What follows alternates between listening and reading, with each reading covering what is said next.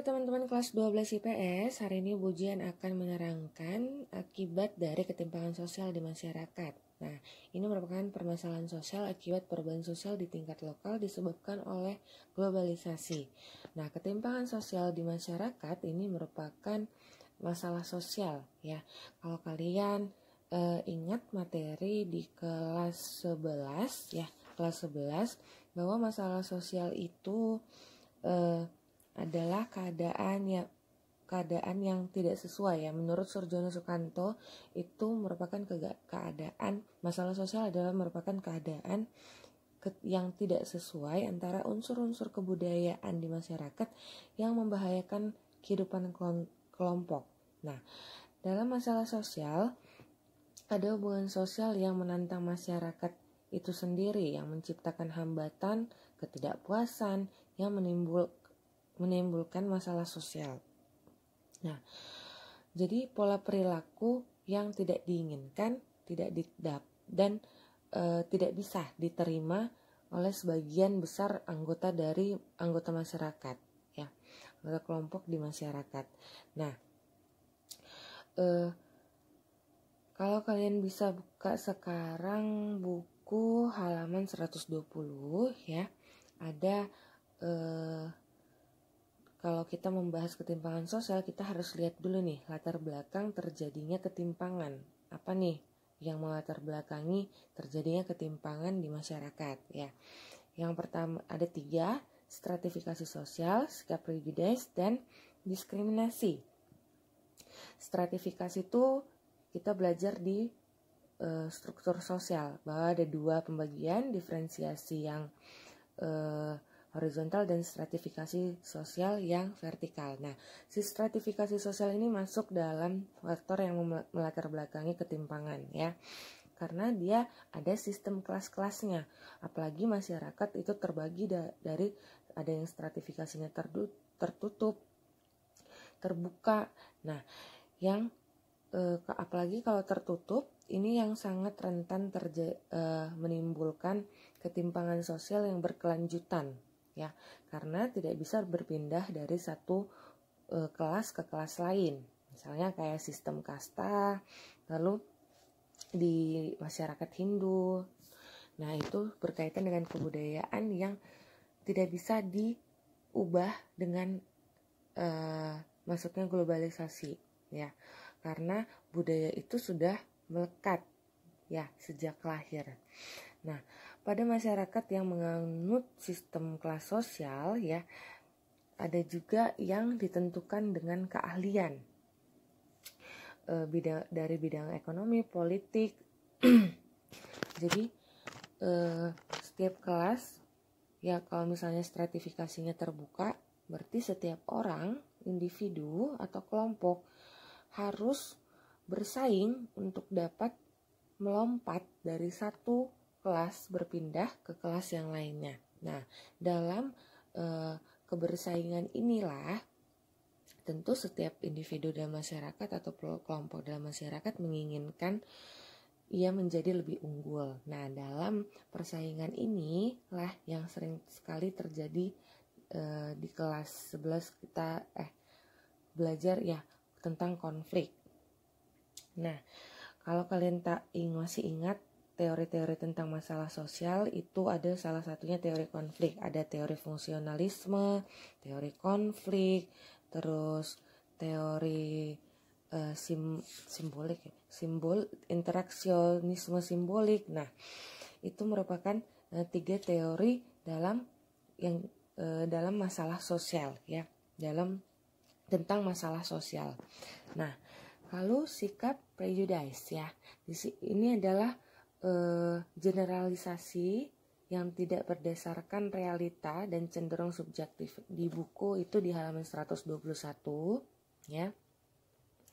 Sikap prejudis bisa diarahkan pada kelompok orang dari kelas sosial, gender, umur, partai politik, ras atau suku tertentu ya. Jadi ini masuk diferensiasi ya. Diferensiasi itu kan jenis kelamin, umur, ras, suku, klan.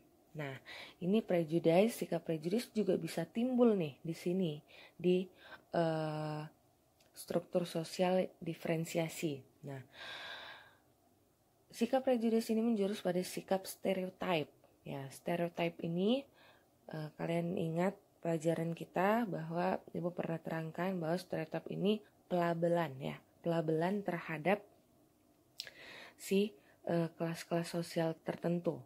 Ya, misalnya pelabelan terhadap kaum dari gender ya, misalnya adanya pelabelan bahwa perempuan lemah, perempuan kerjanya kalau udah tidak usah tinggi pendidikannya karena akan mengurus rumah tangga, terus stereotip terhadap suku tertentu, misalnya stereotip terhadap suku Batak yang dianggap keras atau ya keras dengan volume besar saat berbicara gitu ya.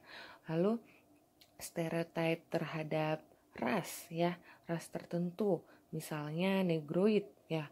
Kita ada orang yang kelompok lain menstereotipkan bahwa yang negroid itu seperti politik apartheid ya, bahwa akan selalu berada di bawah kulit putih ya. Lalu ada stereotip terhadap misalnya klan, matrilineal.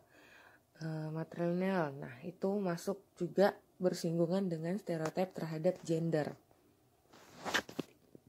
Lanjut, diskriminasi. Nah, diskriminasi di sini menjadi salah satu faktor yang melatar belakangnya munculnya ketimpangan sosial di masyarakat ya.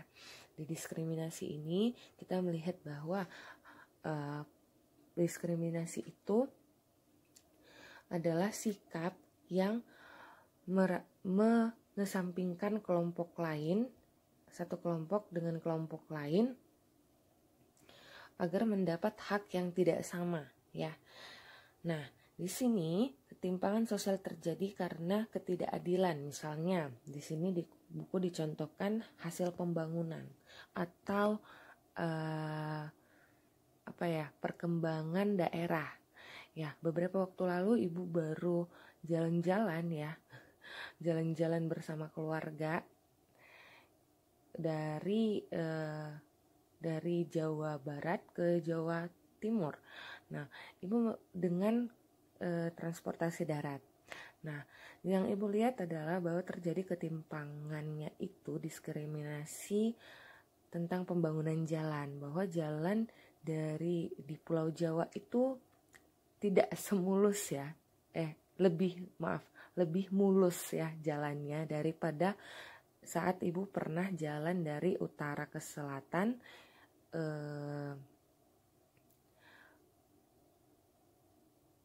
Jawa Barat ke Jawa Timur dibanding dengan utara ke barat Sumatera ya. Itu sangat berbeda. Jadi sangat berbeda dari pembangunan jalannya, karena jalan yang Ibu lewati di Pulau Jawa itu lebih mulus gitu, lebih bagus pembangunan infrastrukturnya dari lampu jalan, aspal, terus rambu lalu lintas dibandingkan dari Pulau Sumatera. Nah, lanjut, akibat dari ketimpangan sosial ini ya adalah salah satunya kriminalitas. Di buku ada di halaman 121 sampai 126 ya, 126. Nah, di sini kita lihat ada kriminalitas ya yang terjadi. Kriminalitas itu secara sosiologis merupakan perbuatan tingkah laku yang merugikan korban ya, yang merugikan korban. Nah, ini berkaitan dengan pelanggaran hukum ya. Menurut Soerjono Sukanto, ini karena kondisi-kondisi proses sosialisasi yang tidak sempurna ya, yang akhirnya menghasilkan perilaku-perilaku sosial seperti imitasi, persaingan, pertentangan kebudayaan. Nah, bentuk kriminal yang biasa contoh-contohnya itu kita lihat ada misalnya di berita itu ada pembunuhan, perampokan, penipuan, penculikan. Nah, apalagi kalau disebutkan di sini ketika ada kriminalitas yang terorganisir, misalnya langkah-langkah orang terorisme ya, kejadian bom Bali 1, bom Bali 2. Nah, itu adalah kriminalitas yang terorganisir ya. Lalu melemahnya jiwa wirausaha. Oke. Nah, melemahnya jiwa wirausaha ini maksudnya gimana Bu Jen? Kenapa akibat dari ketimpangan sosial itu melemahnya jiwa wirausaha? Karena seringkali saat ini pendidikan tentang cara menjadi membangun usaha itu harus memiliki modal gitu ya. Bahkan ketika kita sekarang sudah ada Bekraf, badan kreatif yang dibangun pemerintah, namun ketika mendaftarkan pun ya kita harus dilihat punya modal seberapa ya. Seringkali dianggap untuk menjadi entrepreneur, pengusaha itu harus ada modal ya. Modal apa? Bukan hanya dalam misalnya modal berbentuk uang, tapi kemampuan. Sedangkan pendidikan ya antara golongan atas dan golongan bawah itu saja sudah timpang. Jadi bagaimana seorang itu mau meningkatkan jiwa usahanya ya. Kalau dilihat sekarang angka pengangguran itu semakin tinggi karena kita 270 juta jiwa penduduk Indonesia, dengan lapangan kerja yang sedikit pasti setiap tahunnya akan semakin meningkat ya angka pengangguran apabila tidak dibarengi dengan pertumbuhan ekonomi yang baik. Sampai kapan Indonesia menjadi negara yang berkembang terus. Nah, makanya jiwa entrepreneurship ini, wirausaha itu sangat penting, apalagi pendidikan. Sekarang sudah banyak seminar-seminar yang memberikan pendidikan wirausaha bahwa tidak semua kesempatan menjadi entrepreneur itu harus memiliki modal ya. Kalian bisa buka e-commerce sekarang, Tokped, Lazada, Blibli, Shopee, itu banyak cara untuk berwirausaha. Ada yang menjadi dropshipper, produsen jadi dropshipper, atau bahkan reseller.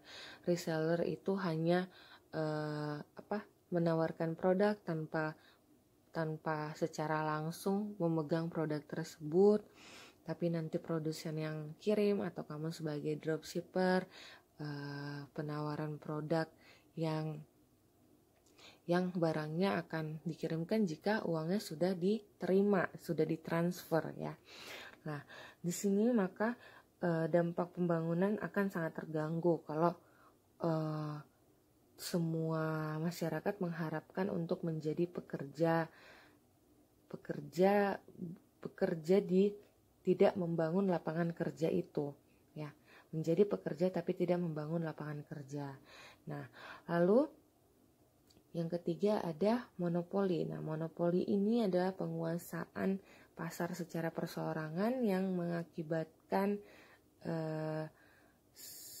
pengusaha lain tidak bisa masuk ke dalam pasar tersebut. Contohnya Ibu contohin, misalnya di tempat Ibu tinggal sekarang, ya kebutuhan internet kan sangat tinggi sekarang ya di tengah pandemi. Saya ingin pasang My Republic atau IndiHome itu tidak bisa karena kontrak dengan si pemilik tempat tinggal, apartemen misalnya atau komplek perumahan itu sudah ke CBN Fiber ya. Saya pernah ngobrol juga sama guru Pak Ridwan, guru fisika, bahwa di komplek dia tempat tinggal itu adalah punya MNC Group. Jadi MNC Group ini punya perumahan. Nah, si MNC ini punya anak perusahaan First Media. Jadi padahal First Media ini tuh kualitasnya jelek ya, harganya mahal, tapi ya cuman itu yang bisa masuk. Jadi pengusaha provider lain tuh tidak bisa menyambungkan wifi internet di tempat tersebut ya. Itu ada ciri-cirinya, bener ya, sulit bagi pengusaha lain memasuki pasar, mempengaruhi harga produk. Jadi sesukanya ya, adjustment si si pemonopoli untuk menaikkan harga. Kita tidak bisa protes karena kita butuh dan cuman itu yang tersedia. Lalu lanjut, kemiskinan ya. Kemiskinan ini dibagi dua dua. Nah, kemiskinan kultural dan kemiskinan yang bersifat struktural ya. Kemiskinan kultural ini yang alami. Maksudnya gimana Bu Jen? Maksudnya emang karena bukan karena akibat keluarga atau akibat tidak ada pendidikan, bukan eksternal tapi internalnya sendiri seperti cacat fisik atau kemampuan intelektual yang rendah ya. Jadi yang karena ya sejak lahir mungkin memang sudah ada kekurangan di dirinya seperti tidak bisa melihat atau mendengar ya. Tapi semua percaya bahwa memang kemiskinan yang seperti ini tuh bisa dirubah. Walaupun dia bersifat alami pasti bisa, semua kemiskinan bisa dirubah ya. Kalian bisa lihat halaman 124 itu ada ciri-ciri kemiskinan ya. Pendidikan rendah, kesehatan rendah, kematian tinggi, sulit menerima perubahan, mata pencarian yang biasanya tidak menguasai teknologi. Ini lebih ke mata pencarian fisik yang menjadi buruh pabrik ya, yang menggunakan tenaga. Lalu kemiskinan struktural. Nah, di sini akibat dari sistem pemerintahan, misalnya seperti pemerintah yang tidak bisa menyediakan lapangan kerja yang banyak untuk masyarakat Indonesia yang jumlah penduduknya juga banyak, atau karena diskriminasi. Ibu sering ya, Bu Jen, kenapa Bu Jen dari Medan jauh-jauh ngajarnya ke SMA OL ya? Karena memang banyak sekali sekolah, ini real ya, hampir 80% sekolah di Medan itu gurunya harus bisa bahasa Hokkien ya, sementara saya nggak bisa. Dan itu memang kebanyakan sekolah yang saya lamar itu adalah sekolah Kristen atau Katolik, tapi 80% harus bisa Hokkien gitu ya. Menurut saya itu rasis ya, karena bahasa Hokkien itu kan mengacu pada ras tertentu yang sebenarnya kalau belajar bisa, cuman saya tahu bahwa bahasa nasional kita itu bahasa Indonesia, kecuali saya memang harus mengajarkan bahasa Inggris atau yang lain. Kalau bahasa Inggris kan internasional, jadi masih bisa diterima. Mungkin mereka ada hari English khusus speaking conversationnya harus Inggris, itu masih bisa diterima. Cuman kalau harus diskriminasi dengan ada lagi ya harus misalnya beragama ini gitu, harus beragama sesuai dengan kriteria yang diinginkan, atau harus pekerjaannya harus laki-laki, harus perempuan ya. Itu masuk menyebabkan kemiskinan yang yang akibat dari institusi sosial yang mengeluarkan peraturan tertentu sehingga terjadilah kemiskinan struktur. Bayangkan jika semua pekerjaan di bagian menjadi guru hanya boleh dikerjakan oleh perempuan, maka akan terjadi kemiskinan struktural dan genderisasi akibat peraturan sebuah institusi ya. Misalnya yang menjadi dokter itu hanya bisa laki-laki ya, itu pun adalah masuknya ke kemiskinan struktural yang dibentuk oleh institusi ya, institusi bidang kesehatan misalnya, lembaga kesehatan yang hanya memperbolehkan jenis kelamin tertentu yang bisa menjadi dokter ya gitu ya. Silakan silakan kalian baca sendiri sisanya yang akibat ketimpangan Ya, ada kemerosotan moral, pencemaran lingkungan alam, upaya mengatasi ketimpangan sosial, kebijakan pemerintah. Nah, itu silakan kalian sampai yang upaya mengatasi ketimpangan sosial yang halaman 126 ya. Karena tidak semua ibu terangkan di sini, takutnya kalian juga malah gak ngerti, ngantuk dengerin saya. Jadi saya akhiri sampai halaman 126, tolong dibaca. Jika ada pertanyaan silakan ditanyakan melalui Japri boleh atau forum diskusi Google Classroom. Lalu untuk pertemuan berikutnya besok apa hari Rabu ya? Saya lupa. Saya akan dari sekarang kalian bisa bagi kelompok ya, bagi kelompok 5 orang per kelompok. Berarti nanti ada yang 6 juga salah satunya satu kelompok. Ya, saya minta itu dibagi sama ketua kelas, nanti tolong dijapri ke saya kelompok-kelompoknya, satu kelompok itu 5 orang. Terima kasih, sampai jumpa, Tuhan Yesus memberkati. See you.